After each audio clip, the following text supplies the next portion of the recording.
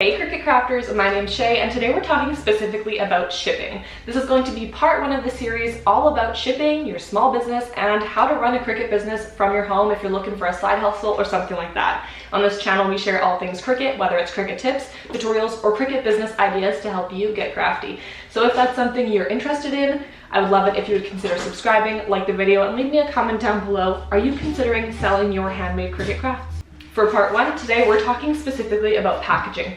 Different options you're going to want to look into and what you might use different kind of packaging options for. Alrighty, let's get right into it. The first thing when it comes to starting to think about shipping your products is packaging.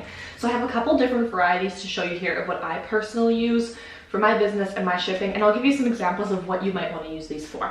So the first one we're going to start with is basics. So if you're thinking of selling things like decals, maybe you're selling something that can fit in an envelope and you're just going to need to apply a stamp. That's going to be your cheapest method of shipping. So if you're just starting out and you want to just dip your toes in it, consider something like that. Maybe you can fit a little beer koozie or a keychain in there, and that would be a great option. I got these self-sealing bags. They are the crystal clear ones from the dollar store. They were 24 in a pack for $1.25, and this was in Canada, but I'm sure you can find these at many craft stores. They're pretty much more known for like jewelry and stuff, but they work great for decals and all of those things. So this is going to tie into the next thing we'll talk about, that anything slim that can kind of fit into the mail slot is going to be your cheapest option. You don't have to go to the post office to ship it. You can just put on your stamp and put it into the mailbox or the delivery area, and then you're able to go.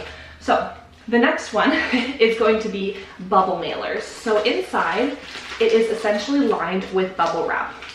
I went ahead and got these black ones because I will be personalizing them, just my own choice, and that will add to the cost of your materials. But this is what I choose to do. You can get the ones, you know, the typical like bright orange mail ones. You could get, there were like pink ones and blue ones and fun ones. I got these off of Amazon. In fact, everything else I'm showing you is from Amazon.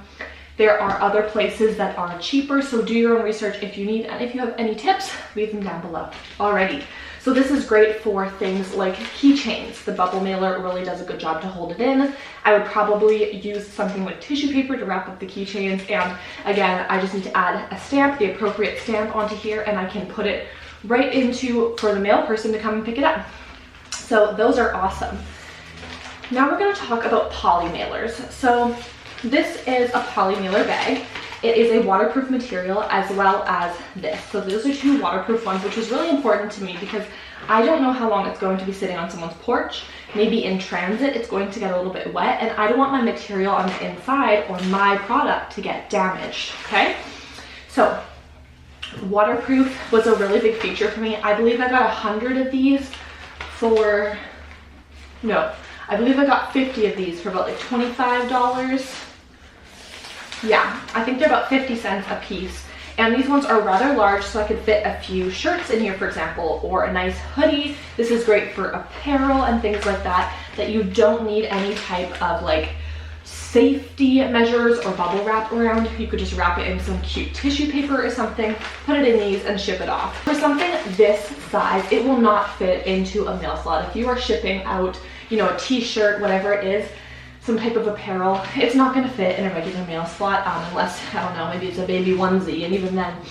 But you will need to pay extra to ship something like this. So you're going to need to make sure you price accordingly.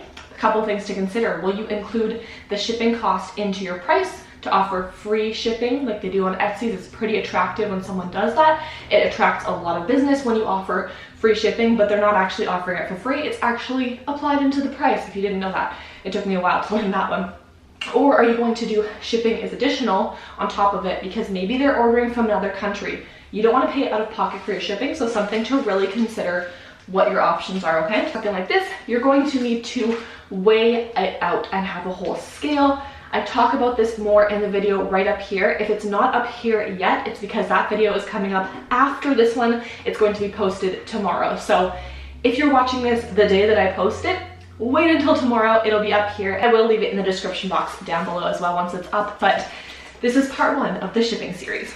The last packaging option I'm showing you today are boxes. So this specific size is going to be for my mugs, my tumblers, my glass cups, those types of things. something to consider is you want something that is the proper size, not only for the mug or tumbler, but for the bubble wrap, whatever you're needing to make sure it's safe and travels securely, okay? So super important to do. If you do want to learn how to make your own stickers with Cricut Print and Cut, or your own business cards, care cards like I just showed you, check out this video right here where I show you exactly how to do Cricut Print and Cut and make exactly that.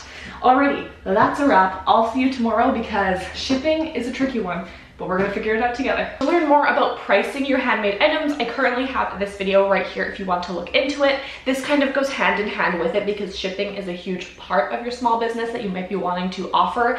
And then I will do an updated version because the pricing your handmade items was filmed about a year and a half ago. So I did want to do an updated one now that I have joined like Shopify and started to offer shipping and things like that.